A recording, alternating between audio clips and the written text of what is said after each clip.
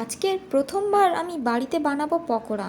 Pakora ready করার জন্য আমি এখানে নিয়ে নিয়েছি পেঁয়াজ, 4টে পেঁয়াজ নিয়েছি, তাতে একটু হলুদ দিয়ে দিয়েছি, আর দিয়েছি সয়া সস, তারপর একটু গোলাপ জল। আর এদিকে মাংসটাও আমি কেটে নিয়েছি, আগে থেকে কুচো কুচো করে নিয়েছি, একটু সাদা তেলও দিয়ে দিয়েছি।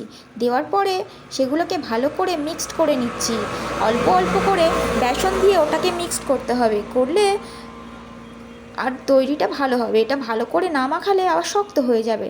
তো এখানে এক এক করে সব জিনিস প্রায় দেওয়া হয়ে গিয়েছে। কাঁচা লঙ্কাটাও দিয়ে দিয়েছি, অল্প পরিমাণ নুনটাও দিয়ে দিয়েছি, আর একটু লেবু দিচ্ছি, কারণ ভিনিগারটা ছিল না তাই লেবুটা দিয়ে দিচ্ছি। আর এদিকে একটু গুঁড়ো লঙ্কাও দিয়ে দিচ্ছি। গুঁড়ো লঙ্কা দেওয়ার পরে ভালো করে এটাকে মিক্সড করতে হবে। মিক্সড করে নিয়ে মাংসগুলো দিয়ে এক এক করে কড়াইতে ছেড়ে দিতে হবে। তো এটাকে আবার দুবার করে ভাজতে হবে। প্রথমেই আমি দিয়ে দিচ্ছি, দিয়ে ভালো করে ভেজে নিচ্ছি। আরও একবার দেওয়ার জন্য এটাকে তুলে আবার একবার দিলে তবে মচমচে আর ভালো খেতে লাগবে। তো আমার এখানে সব ভাজা হয়ে গিয়েছে। তো কে কে পছন্দ করো অবশ্যই কমেন্ট